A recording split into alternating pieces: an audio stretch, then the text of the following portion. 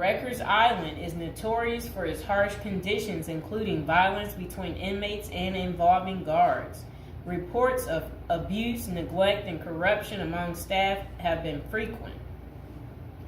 The treatment of inmates with mental health issues has been a particular concern, with critics arguing that the facility is ill-equipped to handle such cases appropriately. Likewise, the treatment of juvenile inmates is a subject of controversy. There have been calls for more appropriate handling in the facilities for young offenders.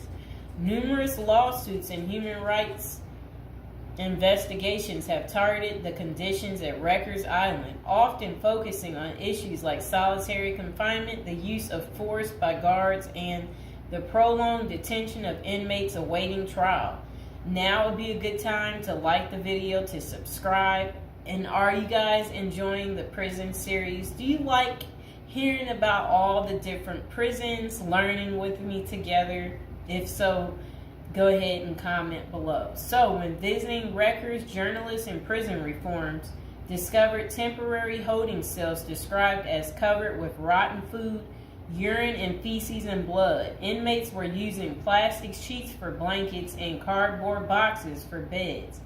Maggots crawled over everything. Up to 26 men were crowded into a single cell where they used plastic bags as toilets.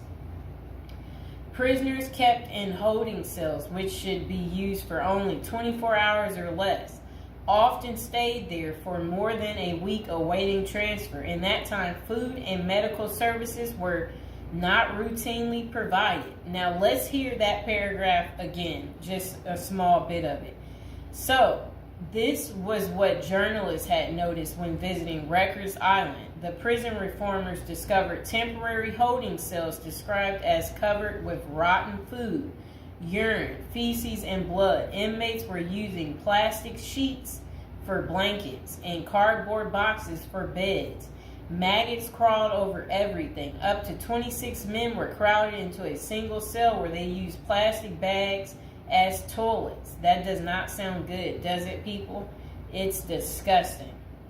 So over the years, there have been various attempts to reform Rikers Island, focusing on improving conditions, reducing violence, and providing better mental health care.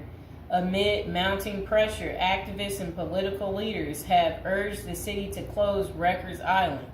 In 2019, the New York City Council voted to close the jail completely by 2026, intending to replace it with